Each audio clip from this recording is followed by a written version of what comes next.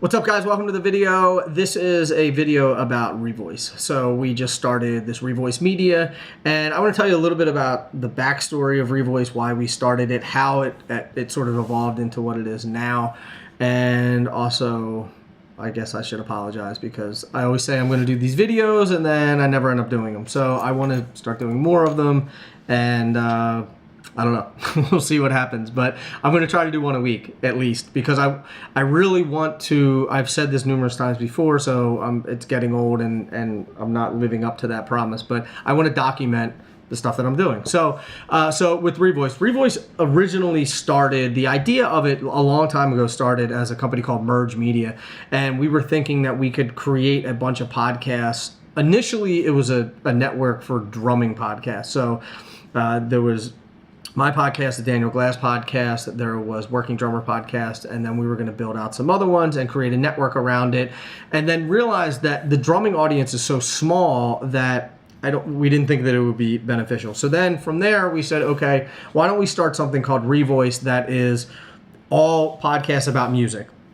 And we would create original content and we would produce podcasts and stuff like that for other people. And then we got to thinking about it, looked at the business, looked at the numbers, all that kind of stuff.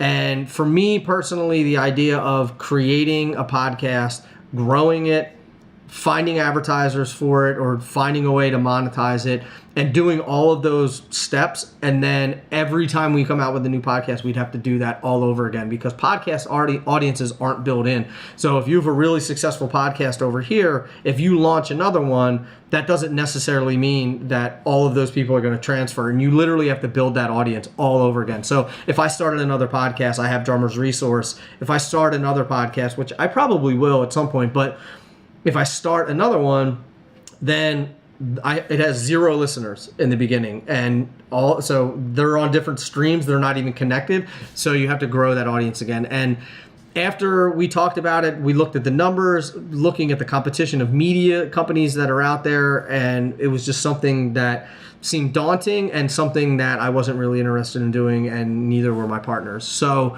we scrapped that idea and then came to this idea where a lot of times I get people calling me asking about content, about production, about not specifically podcasts, but a lot with podcasts, about social media, about content creation, growing an audience.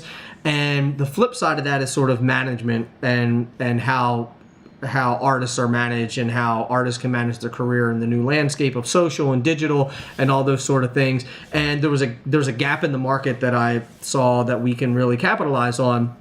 And that is helping artists, creators, management companies, all that sort of stuff actually create the content, whether it be for a tour that's coming out, whether it be a podcast, whether it be an ongoing thing that they want to continue to do. And we will help facilitate that. So we'll help create the content, we'll help produce it, we'll do the strategy behind it. We're a consulting agency, all of that stuff. So that all sounds good and it sounds cool, but the number one thing now is clients. So the first thing that comes to mind is, okay, how is this sustainable? How are we going to get clients? And I've made a lot of inroads with a lot of people through the podcast, and I'm starting there, and it's going to be, one person referring you to the next person, referring you to the next person, maybe some spec work, all that sort of stuff. But truthfully, I don't know. I don't know exactly how we're going to build it yet. And it's going to be trial and error, and we're going to figure it out as we go. But I think it's interesting to be able to sit down and make this video and look back, a year from now or 2 years from now or 3 years from now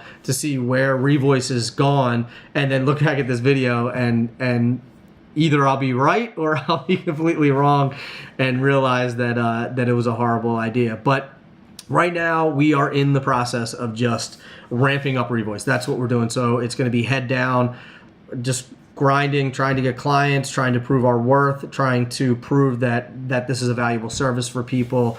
And at the end of the day, I think it's going to be cool because it satisfies a lot of my needs. I want to stay in music. And just so we're clear, I'm going to continue to do Drummer's Resource. I love Drummer's Resource, but I have other interests as well. I like the music industry as a whole, not just drumming. I like business. And I love media, and I love the new landscape of media, and I want something that I can really sink my teeth into and grow indefinitely, and it can kind of get as big as it as possible. So there's no real limit, there's no real cap on it, and we could expand into other things. And so it's something that's really appealing to me. And having this video now, like I said, is going to be cool to be able to look back at and see if this was a right decision or not. And for me, I don't know, I don't want to say that Drummers Resource isn't fulfilling enough, because I love Drummers Resource. I love the fact that I get to talk to all of these amazing drummers. I've been a drummer my entire life. It's amazing. And so I don't want people to get the wrong idea, to think that I'm not into it anymore or anything. But I have other interests, and that's the reason why I wanted to do this. And I was always looking for something a little bit bigger than just drumming, that I could definitely stay in the music business. That was one of the main things. And it took me a while to figure it out, because I didn't know exactly what to do. I was like, do I want to be a manager? Do I want to go work for a record label? Do I want to go work for a drum company? And all of those, while they're all good options, for me, I like working for myself, and I'm an entrepreneur, and I'd rather do it on my own, because I've done that my whole life. Growing up in the restaurant business, although I was working for my family, it was still our thing. So it was still, I still felt like an entrepreneur, and I had a lot of decision making and all of that sort of stuff. And it just always felt like ours.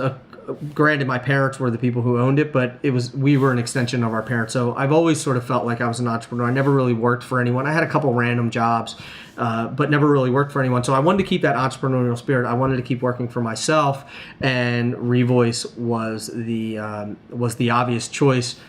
When I say obvious, it was the obvious choice once I figured it out, but it took me a really long time to get there. Like, I have notes that I was looking at that literally 2 years ago I was trying to figure this out, and it took me a long time, and it was sort of a rough road trying to figure it out, and it was frustrating at times, and sometimes it felt a little hopeless, to be honest, but figured it out, so at least figured out the direction, and now the next step is figuring out the business. And that's the stuff that I really want to document in here, so that there's no question of like, how did you do it, or what were some of the steps that you took, because it'll be here for people to view.